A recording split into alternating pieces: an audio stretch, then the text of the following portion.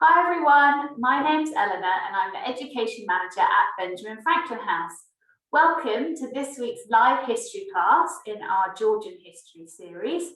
And this week we're thinking all about food and drink and also how diets would have been different for the different parts of society during the 18th century in Britain.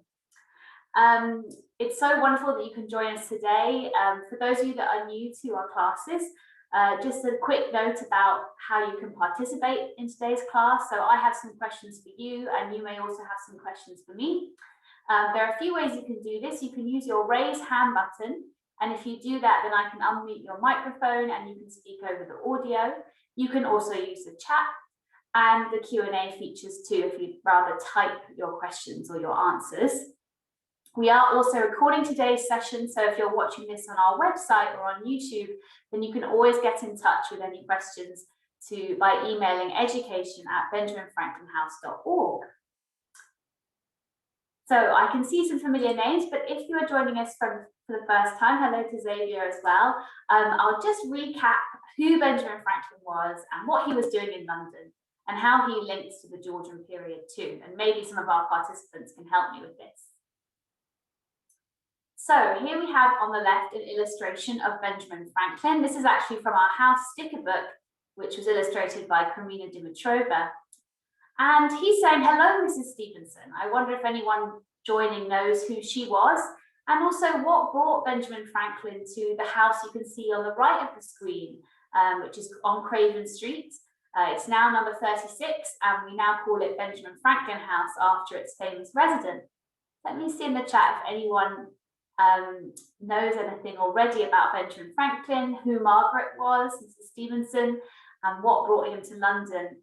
Hello to other people joining us. Oh, thank you, Tanvi, hello, and Nelly and Enid too. And Xavier, brilliant. Hi, Enid. Hi, Mrs. Stevenson was his house's caretaker, and his daughter. I can't quite remember what her name is, but she married a famous doctor, and I can't remember what his name was. But she married a famous doctor that started a medical school. Yeah, exactly. Thanks so much for that summary. So on the left, we can see this illustration of Benjamin Franklin on Craven Street. And as Enid said, Mrs. Stevenson was the landlady. So he was renting some of the rooms in the house on Craven Street. And she lived there with her daughter, Polly, who they both became very good friends with Benjamin Franklin, and his son, William, who was living with them too. And as Enid said, Polly got married to another scientist. So that was just one of Franklin's jobs. He's well known as a scientist and an inventor. And this other scientist, William Hewson, was living there and had an anatomy school for doctors to come and learn surgery techniques in the garden of the house. So lots going on at Craven Street. And but Benjamin Franklin wasn't just known as a scientist. He started out as a printer and a writer, and he was also a postmaster and was very well known as one of the founding fathers of the United States. And so it was his kind of political and diplomatic role which brought him to London to live at Craven Street. And he was here for almost 16 years, from 1757 up until 1775. He did go back to Philadelphia, the city he spent most of his life in America, in the middle of that time.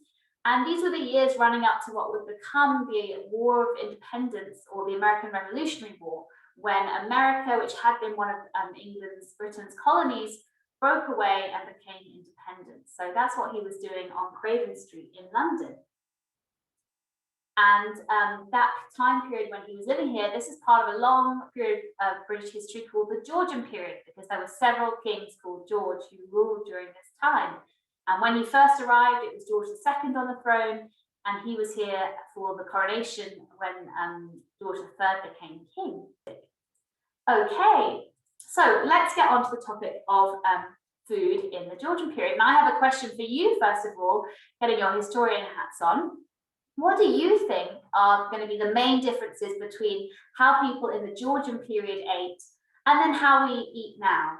what would you predict are going to be some of the biggest differences? Hi, Sarah. I think that one of the main differences would be that I think that in Georgian times the people started having sewage systems, but the sewage systems just went into the River Thames, which was where they were getting their water from.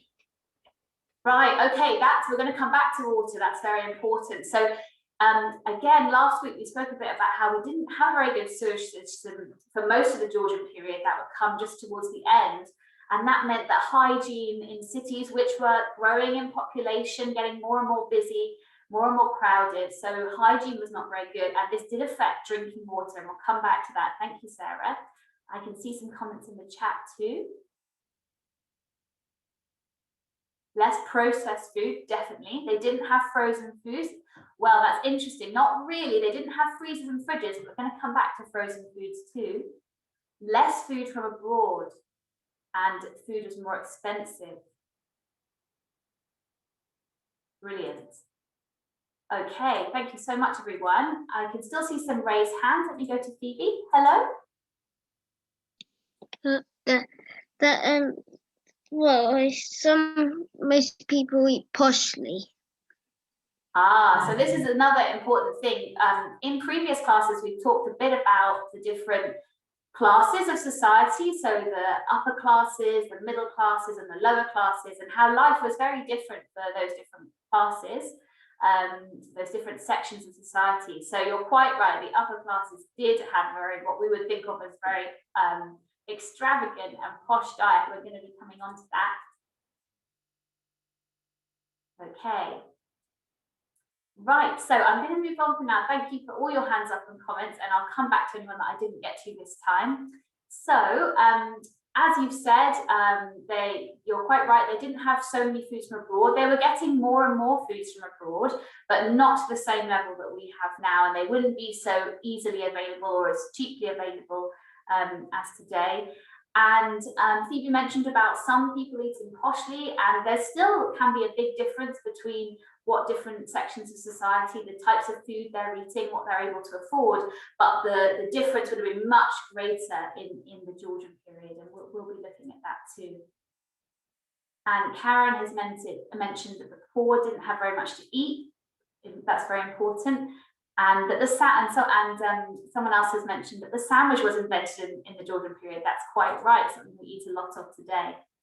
Also that they didn't have junk food, so those processed foods we're talking about. Some great comments, everybody. I'll come back to hands up at in the next section of the class. So, as I said, although there weren't as many foods from abroad, certain foods were really, during this century, more people had access to them, and foods that some of them are still seen as quite luxurious, but certainly are still very popular in Britain today, really started to take off. So let's have a look at a few of those. The first one I wanted to, so food and drink, I should say. So the first one I wanted to share with you was champagne. So this was certainly at the kind of fancier end of the food and drink that was available in the Georgian period. I wonder if anyone knows where champagne comes from, which country it comes from. You go to hands up. Hi, Enid. Hi. I believe it comes from it either comes from England or Italy. I can't remember. So we do make now in England and in Italy types of sparkling wine, but the champagne comes from France. And so thank you, Enid. And some people in the chat, so Karen and Claire have mentioned that too. So so champagne came originally from France, and actually this image on the left is a detail from a painting called The Oyster Lunch. So oysters would have been quite luxurious foods too. And it's in France. It was commissioned by King Louis XV. So as I said, champagne originated in France, and it was kind of an accident originally. Wine had been around for a long time, but the bubbles was kind of an accident. And it became very popular. It became a kind of prized commodity. It was quite rare, so it could be quite hard to get hold of. So it could be a real symbol of your status to share champagne. So it really became popular in France at the end of the 17th century, beginning of the 18th century, and also started becoming popular in England. And then at the end of the Georgian period, or towards the end from 1760 onwards with the Industrial Revolution, and because there was this demand, this popularity of champagne, it started to become produced more widely. So that really created that industry. Okay, so that's the first one. So another quite luxurious thing, and it's interesting, a few people talking in the chat about not having freezers or refrigerators, but the Georgians were able to make ice cream. Still very popular today. This is actually another French image, although we have it at the British Museum, and it's a kind of caricature of an English ice cream parlor. So these kind of became quite popular in the 18th century. They were aimed at the upper classes, but also that growing middle class, so that kind of professional class, lots of tradesmen, people that learn to trade or a craft, and that would earn enough income to be able to buy treats for themselves, such as ice cream.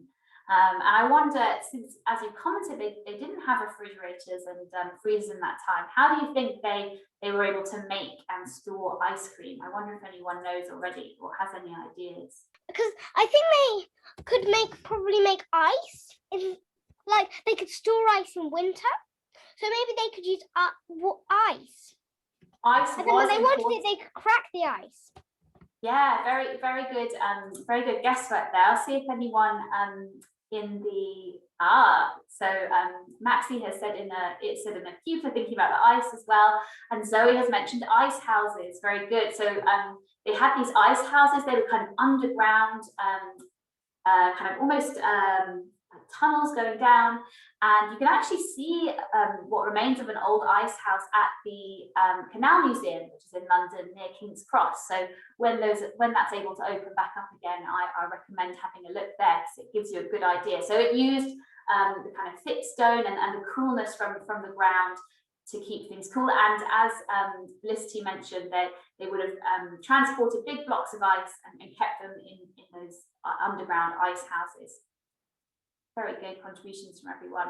And Kirsty has mentioned that they had weird flavors. They did have, well, we maybe would think of them as strange, and they did have a big variety of flavors to choose from. I wrote down some examples actually. So for example, pistachio, we might see still today, but things like artichoke, so some vegetable ones, candied pumpkin, pine nut, pear, chestnut, lots and lots of variety. So ice cream was very, very popular.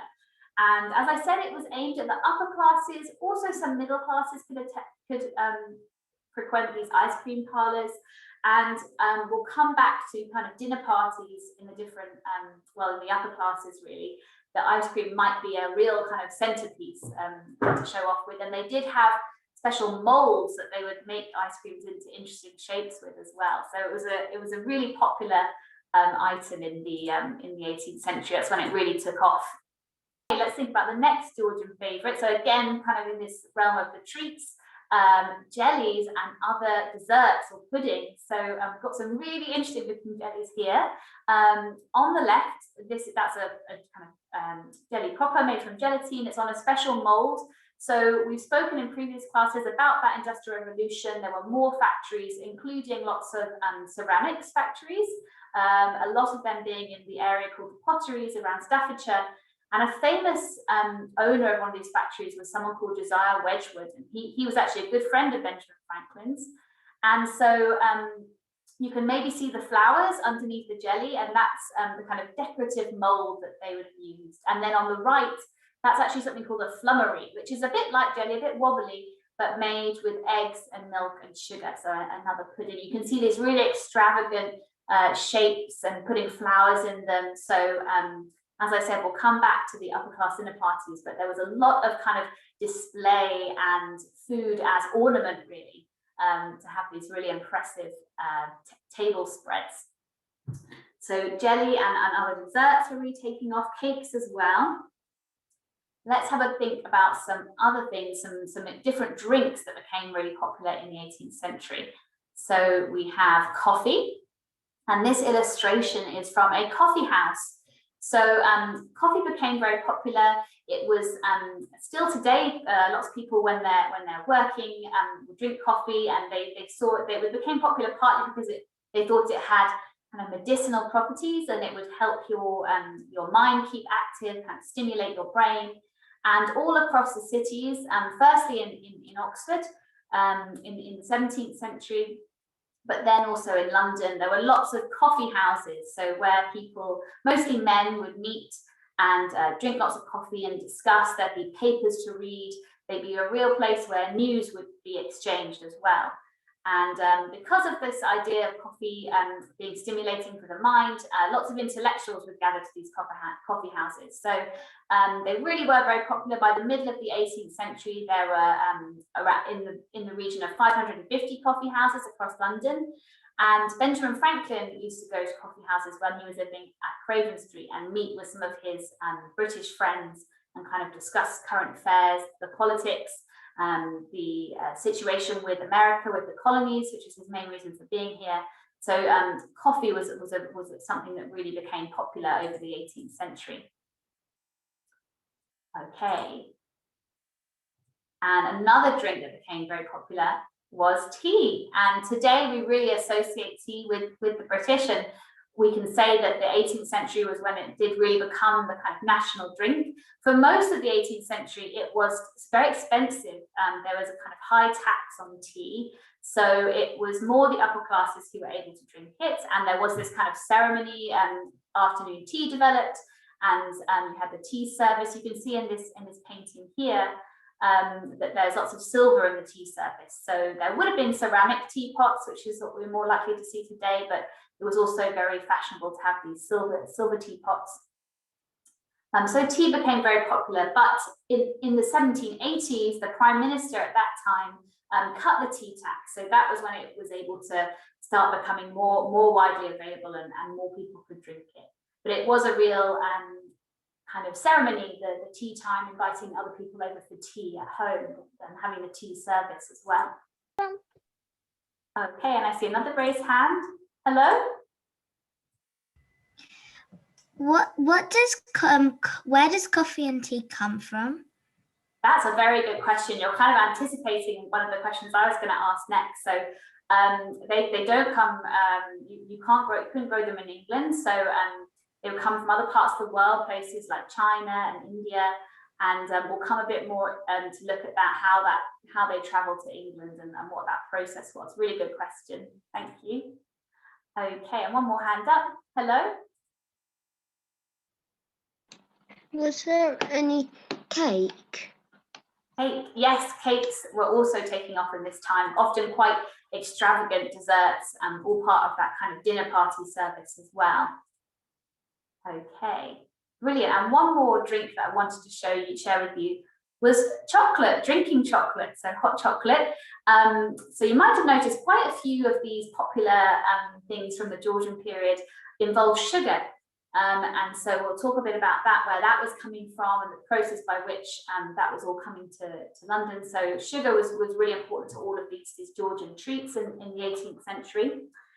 So you can see in this painting, it's actually a Spanish painting, but there's the kind of chocolate pot there. So you would kind of grate or finely chop the pieces of chocolate and mix it with boiling water. Chocolate would have been quite expensive, so they would have tried to use lots of water as well to make it last, and then maybe mixed with milk and sugar, depending on what families had. So that chocolate was very popular. There really was a kind of sweet tooth, I think you can say, in Georgian London too. So thinking about our historical skills, so in these sessions we're always learning the kind of content of the history of the period, but also thinking about those skills we need to be good historians. And so we've spoken in previous sessions about the difference between primary historical sources from the period itself, and also those more secondary historical sources that would have been created afterwards. Looking at the images I've shared with you on this slide, I wonder if anyone thinks they could identify which of these might be those kind of primary sources and which ones are probably going to be secondary sources. Lots of hands up, that's great to see. Hello? Hi, so I think that the first one, the champagne, and the ice cream, the tea, and the chocolate are the ones that are primary, and then the jelly and other desserts and coffee are secondary because they look more recent. Okay, brilliant. Thanks for explaining your reasoning. So they look more recent. Fantastic. I wonder if anyone else wanted to add any more detail about what they think about that. Hi, Enid. Hi. Chocolate comes from cocoa beans, but I can't quite remember where cocoa beans live. Yeah, where they grow. So a few different places. One of them being the West Indies, so the Caribbean. And that's we're going to come on to that on the next slide, thinking about the different parts of the world where these things came from. Thank you. So thinking about those primary and secondary sources. And Maxie said the Amazon as well, exactly, and coffee from there too, from South America. Kind of clue on the screen as well, and that is the dates that are after some of these. So you see that the first person who answered didn't mention this, but it does say in brackets some of the dates. So 1735, 1815, 1720, and 1770. So all of those are in the Georgian period. So they were created, these artworks, at the time, but as we spoke about last class, we need to remember that some of them had kind of an agenda. They might be wanting to portray their subjects as even more kind of wealthy and extravagant than they were, or the one with the ice cream is a caricature, so there's this kind of is wanting to have a comic effect, so we need to remember that. And then the jelly and dessert, those are photographs, so we know that they're more modern, but interestingly on the left, the photograph, the jelly is modern, but underneath it, that is a primary source. It's an object from the time. It's one of those molds that was made in the potteries at the time. And then this illustration of the coffee house is made later. So like you might get in a history textbook, just to illustrate what it was like at the time, from probably inspired by accounts of what they were like. So still very useful. So I've got another question for you. And it links to some of the points that our participants have been raising. And as we said, these foods didn't originate in Britain, and the dishes and the drinks were quite relatively new still. Where do you think they were coming from? We've spoken a bit about this, where in the world, but also how are they getting here? How are they transported? Who thinks they know anything about that process? Hello? Hi, Felicity. I know that that cocoa beans grow in China, which is like the chocolate needs cocoa beans and the coffee needs cocoa beans, and yeah, so some of the countries they're coming from, Karen has mentioned India and China as well, and Karen and Bronwyn have mentioned, and Claire have mentioned them coming on ships and boats. Exactly, very important. And Bronwyn's also mentioned Africa and Brazil, so like Maxie, thinking about South America. Brilliant, fantastic participation, everyone. So you're quite right, it came from all different parts of the world, and mostly by ship. So let's have a look at those kind of routes that they took.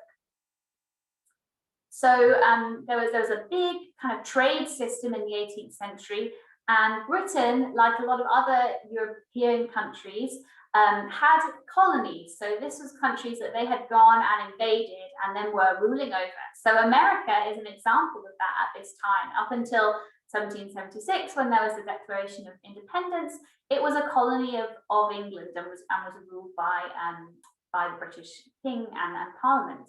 And so there were other colonies, for example, in the Caribbean, in the West Indies, and in Africa. And so you can see on the left, there's this map of the routes that were taken across the ocean. There could be another map for the other side of the world as well, but we're just looking at the Atlantic Ocean here, especially with our focus on Britain and America, thinking about Benjamin Franklin. And you can see some of the products that they were transporting. So sugar being a really important one that we mentioned. And unfortunately, sugar, it had to be farmed from sugarcane, and that required a lot of manual labor. And the requirement of this sugar, the demand for sugar so that you could make all of those food products and drinks, meant that it created this really awful practice, which was the slave trade. And so you can see from this diagram that alongside foodstuffs and humans were also included in this trade, so treated as if they were commodities as well, very sadly. And so, so the slave trade involved taking humans from, so enslaved peoples from Africa to the West Indies, to the Caribbean, and there they would work on sugar plantations, also to North America, where there were the cotton plantations, because cotton for manufacturing, for making clothes, was also being transported alongside the food and the drinks. And on the right, we have an illustration from the British Library. It's the sort of inside of a ship that was transporting enslaved peoples. You can see they're very, very tightly packed. So this was a really awful practice that was happening in the 18th century, and was linked to this system of trade and the demand for all of these types of food and drink. So having looked at some of the most popular foods and the kind of system that was in place behind it, and also some of the very difficult things that were happening because of that demand and the trade of these items. As lots of people have been asking about the difference between the most wealthy and the poorest people, what they would have been eating and drinking, let's go through those different classes and think about their diet and the different things they would have eaten. So first of all, thinking about the upper classes. So if you joined us last week for the session about the Georgian home with our visitor from John Wesley's house, you will recognise this diagram on the left.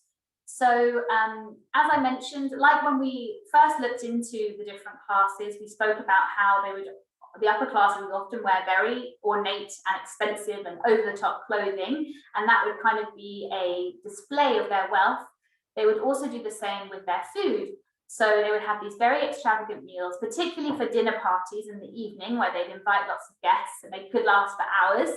And on the left, we've got a diagram of what would be just one course. So you can see all these different dishes for just one course, and there'd be multiple courses. And then in the painting on the right, you can see how it was very decorative. So this looks like a dessert course. We can see some kind of jelly desserts, lots of beautiful fruit in these kind of decorative serving platters. And they also would have used lots of candles, because remember, candles were expensive. And so that would be, and they could have, that meant they could have these long dinners in the evening, and another way of displaying their wealth as well. I see some hand raised, so I'll go to those. Hi, Felicity. So I've just remembered that sugar was very expensive.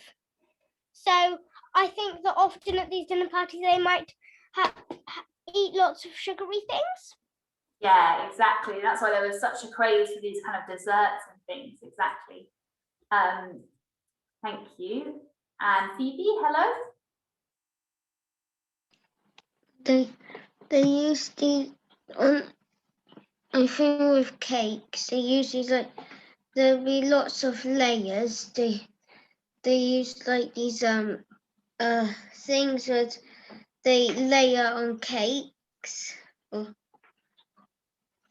Yeah, so again, thinking about the cakes being really decorative, exactly. So they might have lots of layers, lots of decorations. Thank you. Thank you. Okay. And so meal times were a bit different to today, and it would vary depending on class as well. So normally breakfast would be had kind of later at about 10 a.m. And then, of course, a lot of the upper classes weren't having to go to work.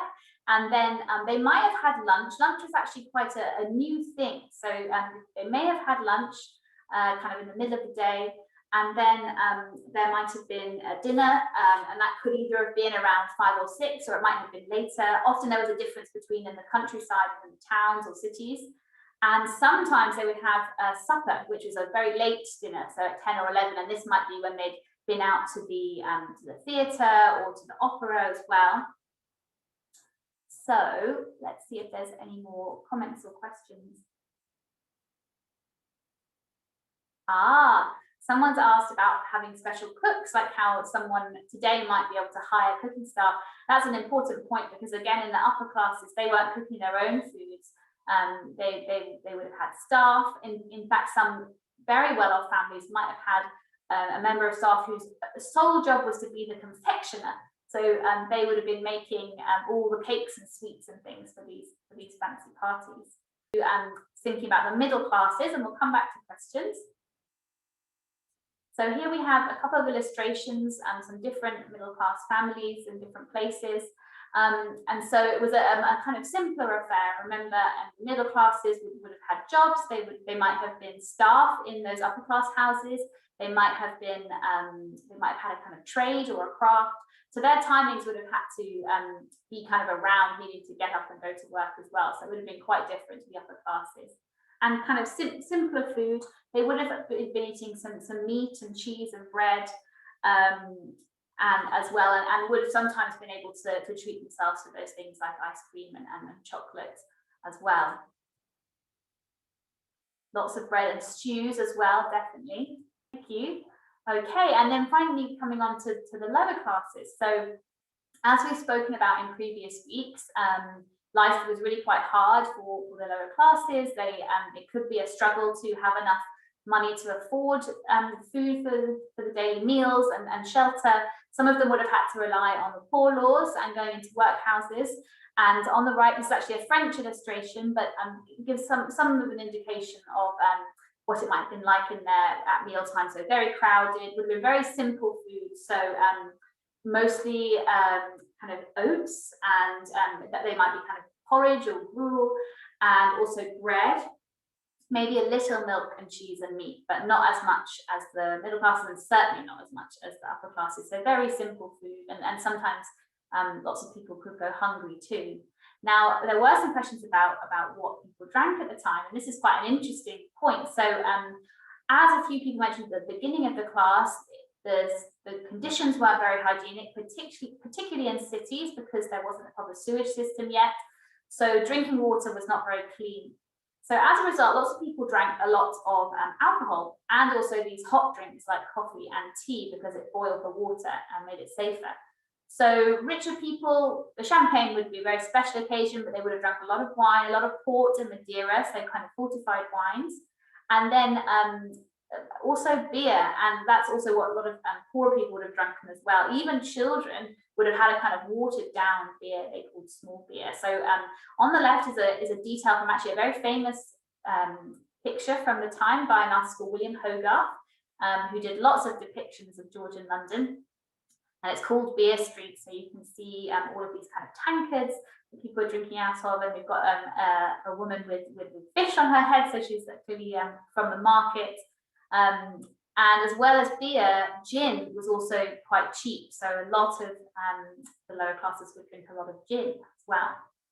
Hello. Hello. In the first picture, with the woman writing, I thought they couldn't read or write in Georgian times if they are poor. That's a very good point. You're quite right. So mostly not.